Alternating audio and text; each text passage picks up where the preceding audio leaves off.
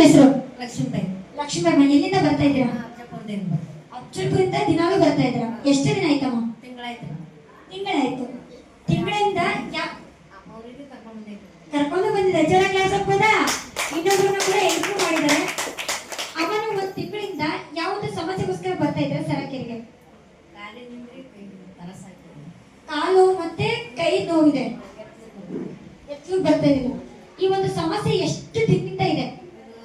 1.5 ತಿಂಗಳಿಂದ ಮೇಲೆ. 1.5 ತಿಂಗಳಿಂದ ಮೇಲಿದೆ. ಸರಕೆರೆ ಬಂದು 1 ತಿಂಗಳು ಥೆರಪಿನ ಮಾಡಿದ್ದೀರಾ. ಸೊ 1 ತಿಂಗಳಲ್ಲಿ ನಿಮ್ಗೆ ಹೇಗೆ ಅನ್ಸಿದೆ?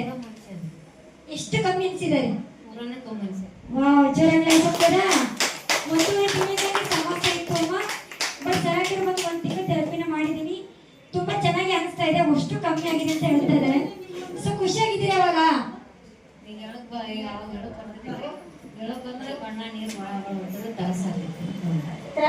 ಅಷ್ಟು ನೋವಿತ್ತು.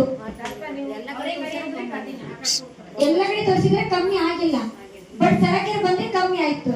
ಎಷ್ಟು ನಮ್ಮ ಸಣ್ಣ ಹುಡುಗ ಹೇಳಬೇಕು, ಮಮ್ಮಿ ಅಲ್ಲಿ ಹೋಗ ಆಧಾರ್ ಕಾರ್ಡ್ ತಗೊಂಡು ನಿಮ್ಮ ಮಗ ಹೇಳಿದ್ರಂತ ಬಂದಿದೆ. ಎಷ್ಟು ಅಮೌಂಟ್ ಖರ್ಚು ಮಾಡಿದ್ದೀರಾ?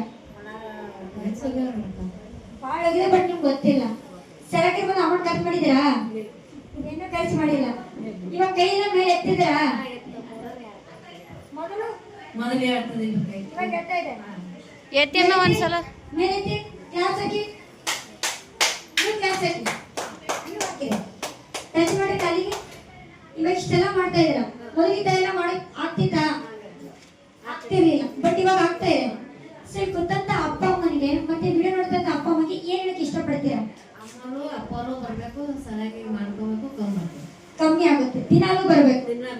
ಏನಾದ್ರೂ ಸೈಡ್ ಎಫೆಕ್ಟ್ ಆಗ್ತದೆ? ಏನೂ ಆಗಲ್ಲ. ರಕ್ತ ಬೋನ್ಸ್ ಬೇಕಾಗ್ತವ್ರಿ? ಏನೂ ಆಗಲ್ಲ. ಚೆನ್ನಾಗಿದ್ದಾನೆ ಸರಗೆ ಥೆರಪಿ. ಯಾರಿಗೆ ಥ್ಯಾಂಕ್ಸ್ ಹೇಳಕ್ ಇಷ್ಟಪಡ್ತೀರಿ? ಮೇಡಮ್ ಸರಗೆ ಥ್ಯಾಂಕ್ಸ್ ಹೇಳಕ್ ಇಷ್ಟಪಡ್ತೀರಾ? ಥ್ಯಾಂಕ್ ಯು ಅಮ್ಮ, ಥ್ಯಾಂಕ್ ಯು ಸೊ ಮಚ್.